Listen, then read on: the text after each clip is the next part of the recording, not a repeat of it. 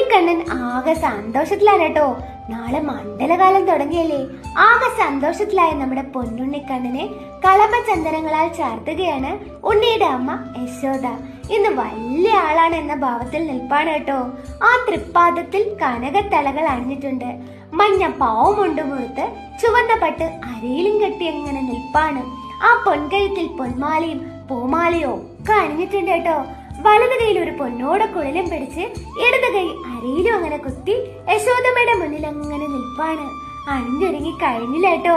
ആ കുളിർനെറ്റിയിൽ ഗോപി തൊട്ടു, ചുരുൾമുടി മാടി ഒതുക്കി, പൂക്കളും പീലിയും ചാർത്തി, കുഞ്ഞിക്കാതിൽ കമ്മലും അണിയിച്ച് ചന്തം നോക്കാൻ യശോദമ്മ. പിന്നെ വിശക്കുന്നില്ലേ എന്ന് പറഞ്ഞ് നേദ്യങ്ങളൊക്കെ കൊടുത്ത് ആ ഉണ്ണി വയർ നിറച്ച ശേഷം മാത്രമേ ആ അമ്മയ്ക്ക് സന്തോഷമായുള്ളൂ കേട്ടോ.